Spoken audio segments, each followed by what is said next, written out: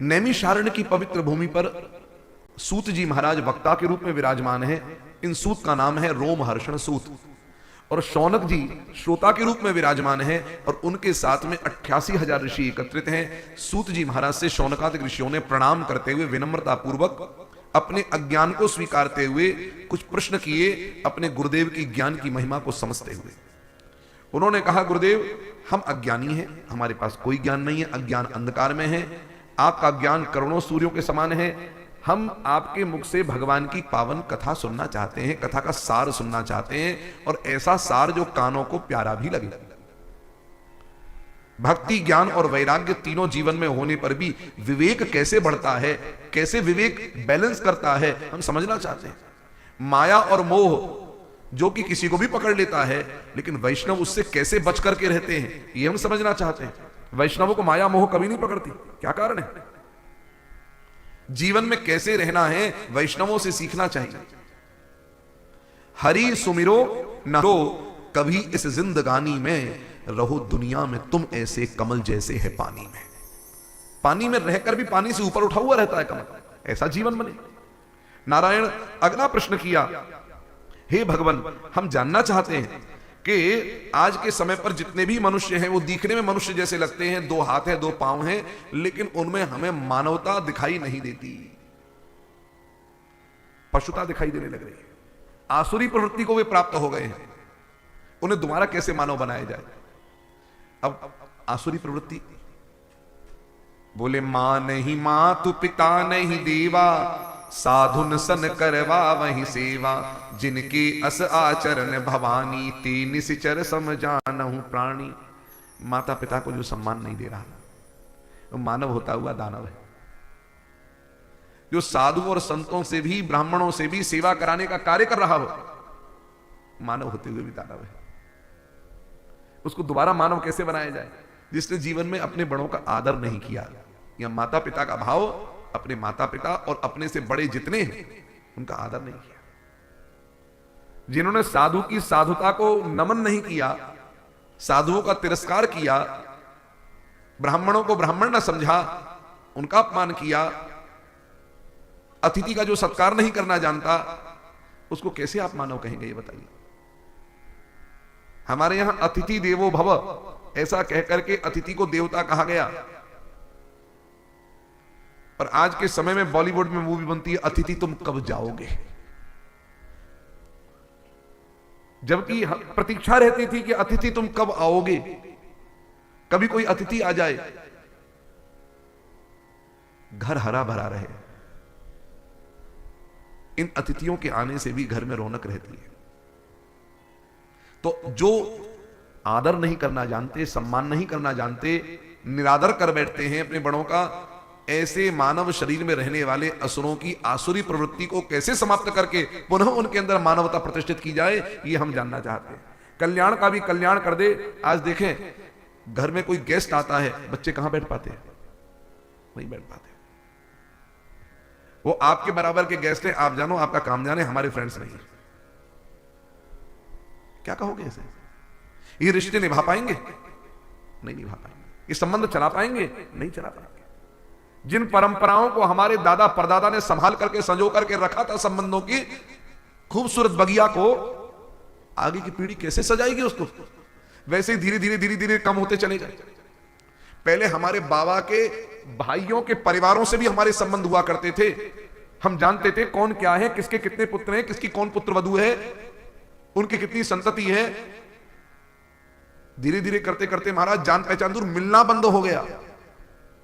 सालों साल पता नहीं चलता कौन कहां क्या कैसा है, और अचानक से महाराज 20 साल पुराने पता लगे, तू फलाने का पोता है, चेहरा लग रहा था, फिर मिले, मुलाकात करी, क्या रह गया?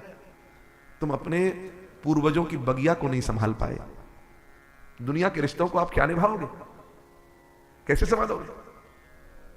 इसलिए अपने कर्तव्य का पालन करना, और अपने कर्तव्य में माता पिता का पुत्र के प्रति भी कर्तव्य है कि समय समय पर वो अपने परिवार रिश्तेदारों के पास में जावे, उन बच्चों को लेकर के जावे, परिचय करावे, कभी उनको बुलावे, परिचय करावे। तुम्हारी दोस्ती यारी जो कुछ है वो तुम अपना करते हो, हमें आपत्ति नहीं है, लेकिन हमारे घर में हमारे परिवार के लोग आ रहे हैं, उनसे मिलो, परिचय करो, बैठो, आदर करो।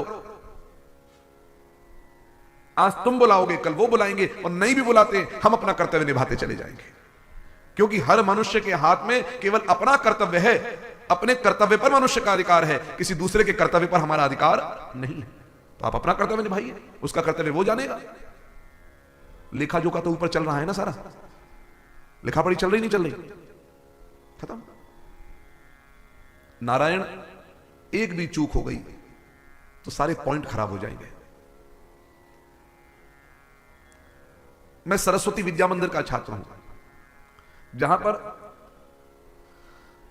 हमारे सनातन धर्म की जो एक कुछ संस्कृतियों की झलकियां हैं वो भी बच्चों को दिखाई जाती है, सिखाया जाता है। और मैं रेसलिंग में था, स्पोर्ट्स में था, तो मैं रेसलिंग में भी था। पहली बार रेसलिंग में अयोध्या जाने का अवसर मिला। उस समय रामलला टाट में बैठे थे, आज ठाट में बैठे हैं। तो उस समय हम गए थे, कई विद्यार्थी थे, स्कूल के छात्र। तो अब इधर गए, इधर वजन तोल हो रहा है, किसका कितना वजन है नाम लिखा जा रहा है। धूप थी, भूखे प्यासे थे, कोई पूछने वाला नहीं था, क्योंकि एक स्कूल नहीं कई स्कूल्स के छात्र और उनके अध्यापक सब लोग आए थे। तो विद्यार्थियों की तो जैसी स्थिति होती है, भूखे वो ठीक है जो है, तो इधर से उधर, उधर से इधर। अब हमारा नंबर कुश्ती का आ गया। हम सामने वाले से लड़ रहे हैं।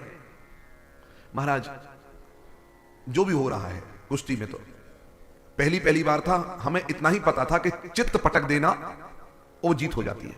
हम उसको पटक नहीं पा रहे थे, लेकिन कुश्ती हो रही थी।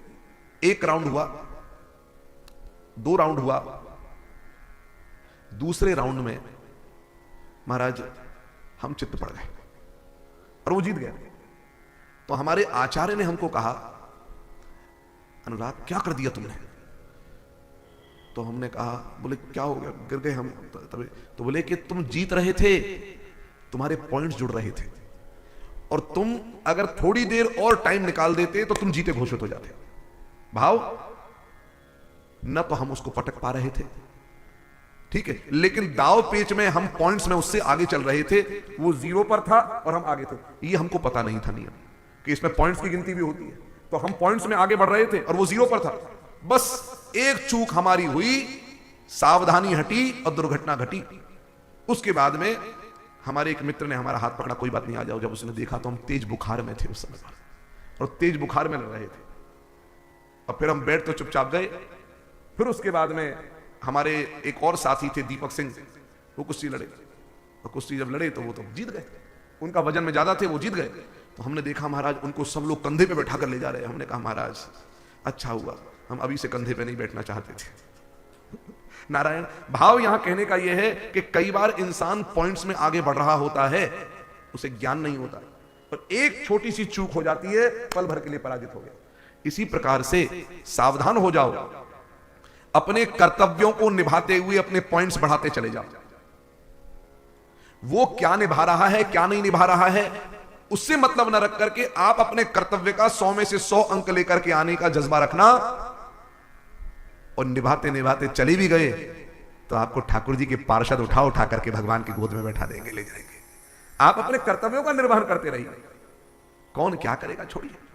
नारायण तो जो कल्याण का भी कल्याण कर दे, पवित्र को भी पवित्र कर दे, श्री कृष्ण की प्राप्ति का सरलतम साधन जो है वो हम जानना चाहते हैं। अब सूत जी महाराज उत्तर देना आरंभ करते हैं। इन उत्तरों में 2 प्रसंग हैं।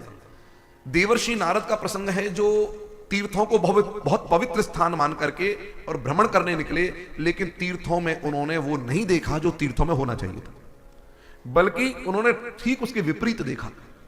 और वो देख करके देवर्षि बड़े दुखी हुए, यानी कि धर्म से विपरीत मनुष्यों के जीवन को देखा, जिसके जो आचरण होने चाहिए वो नहीं देखे। इससे वो दुखी होकर देवर्षि नारद श्रीधाम वृंदावन में आते हैं। वहां पर भगवान श्री नारायण के द्वारा, कृष्ण के द्वारा भेजी हुई उनकी परम प्रिय प्राण प्रिय भक्ति महारानी अपने ज्ञान और वैराग्य पुत्र के साथ में दुखी है। ज्ञान वैराग्य पुत्र मूर्छित है, वृद्धावस्था में है, भक्ति जवान है लेकिन रो रही है। अब ये आश्चर्य की बात है कि मां जवान है और बच्चे बूढ़े हैं। घटते जरठा माता तरणौ तनयाविति। देवर्षि नारद को बड़ा कौतूहल हुआ, थोड़ा सा दूर दूर से देखे कौन है, और उस भक्ति की गंगा यमुना नर्मदा बद्रीनाथ केदारनाथ आदि तीर्थ सब सेवा कर रहे हैं उसकी, लेकिन फिर भी शांति नहीं मिल रही है। देवर्षि नारद को भक्ति ने देखा तो पुकार लिया, भो भो साधु क्षणम तिष्ठ, रुक जाओ, मेरी चिंता का नाश करो। भक्ति भी दुखी, भक्ति को पूछा तुम्हारा परिचय। भक्ति ने परिचय दिया, मैं भक्ति द्रविड़ देश में पैदा हुई, कर्नाटक में पली बड़ी, महाराष्ट्र में रही, गुजरात में बूढ़ी हो गई, मेरे बच्चे एक ज्ञान वैराग्य ये भी बूढ़े हो गए, लेकिन जैसे ही मैं वृंदावन में आई तो मैं जवान हो गई, लेकिन मेरे बच्चे बूढ़े के बूढ़े रहे। इस वृंदावन में जब मैं आई तो मैंने स्वयं को जवान देखा तो मैं तो प्रसन्नता के मारे ठिकाना ना रहा, मैं नाचने लगी। धन्यम वृंदावनम तेन भक्तिर नृत्यति यत्र च। और नाचते नाचते मेरी दृष्टि जब बच्चों पर पड़ी तो उनको मूर्छित और वृद्ध देखा तो मेरा खिन्न हृदय हो गया। हे देवर्षि, मैंने बहुत उपाय किए लेकिन मेरा चित्त शांत नहीं हो रहा। मेरे बच्चों की वृद्धावस्था और मूर्छावस्था दूर कैसे हो, मैं जानना चाहती हूं। नारद जी ने कहा कि देवी इसका कारण जानती हो? पहले कारण फिर निवारण की बात करेंगे। बोले कारण क्या है? बोले कारण एकमात्र कलयुग है। कलयुग के दोष के कारण यह दशा हुई है। और एक सुंदर संकेत परम पूज्य डोंगरी जी महाराज करते हैं कि गुजरात में तीनों बूढ़े